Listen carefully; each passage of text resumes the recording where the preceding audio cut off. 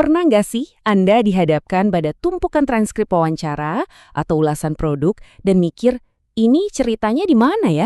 Rasanya ada begitu banyak kata, tapi intinya apa?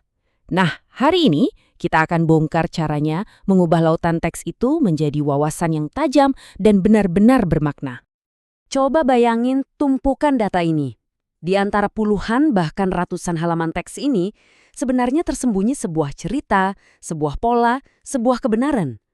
Jadi pertanyaannya bukan apakah ceritanya ada di sana, tapi bagaimana cara kita menemukannya. Dan jawabannya, ini bukan sulap, melainkan sebuah metode yang sangat sistematis. Jadi, ayo kita pakai topi detektif kita sekarang. Ya, anggap saja kita ini detektif data. Misi kita mencari petunjuk di dalam teks, menghubungkan titik-titiknya untuk menemukan pola, dan pada akhirnya memecahkan kasusnya. Siapkan kaca pembesar Anda, karena penyelidikan kita dimulai sekarang. Oke, langkah pertama, kita harus cari petunjuk. Kalau di dunia analisis, ini namanya open coding. Gampangnya gini deh, bayangin kita baru aja tiba di tempat kejadian perkara, atau TKP. Dan TKP-nya itu ya data mentah kita ini. Tugas pertama seorang detektif tentu saja menyisir semuanya dan menandai setiap hal kecil yang tampak seperti bukti. Nah, ini dia barang bukti pertama kita, sebuah kutipan langsung dari wawancara tentang lembar kerja siswa atau LKS. Coba deh baca pelan-pelan. Dalam satu kalimat ini saja ada beberapa ide yang saling tarik-menarik. Kelihatan kan? Nah, tugas kita sebagai detektif adalah membedah kalimat ini dan mengidentifikasi setiap petunjuk yang terpisah.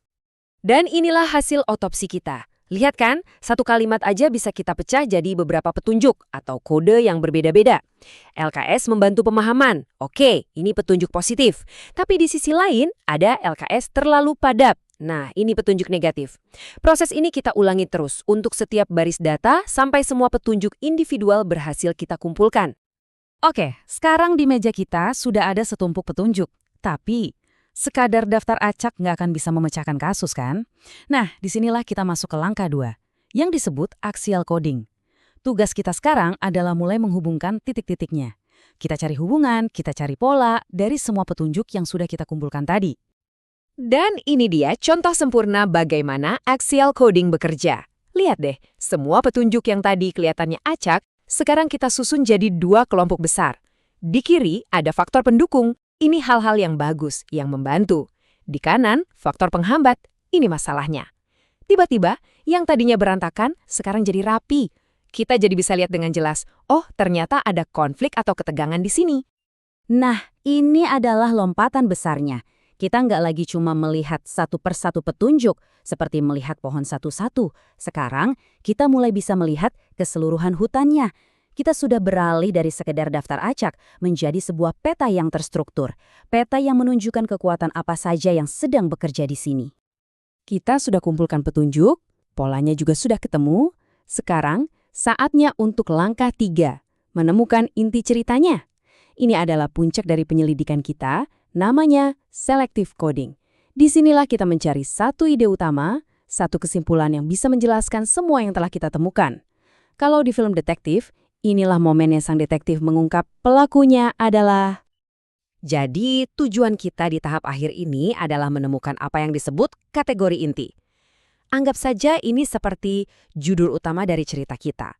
Benang merah yang mengikat semua kategori, semua petunjuk menjadi satu kesatuan cerita yang utuh. Inilah jawaban dari misteri yang dari tadi kita selidiki.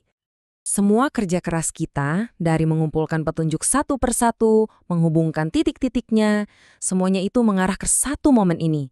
Momen aha! Tiba-tiba, semua kepingan puzzle yang tadinya berserakan, klik, menyatu jadi satu, membentuk sebuah gambaran besar yang jernih banget. Dan inilah dia kesimpulan dari kasus kita. Kategori intinya adalah kualitas desain LKS menentukan kemudahan siswa dalam memahami materi. Kenapa kalimat ini kuat banget?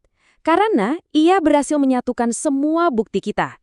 Baik yang mendukung maupun yang menghambat, semuanya menyatu di bawah satu payung, desain.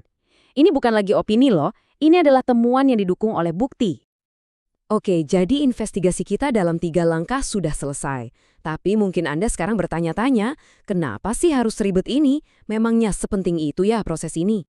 Coba kita tinjau kembali perjalanan detektif kita tadi. Pertama, open coding. Kita temukan semua petunjuknya. Kedua, axial coding. Kita kelompokkan petunjuk itu untuk mencari pola.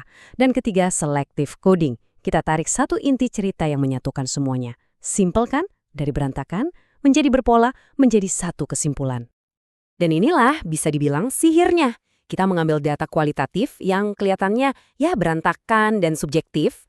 Lalu melalui proses yang sistematis ini, kita mengubahnya menjadi wawasan yang terstruktur, jernih, dan yang paling penting bisa dipertanggungjawabkan. Jadi ini bukan lagi soal kayaknya atau perasaan saya, ini adalah analisis yang beneran.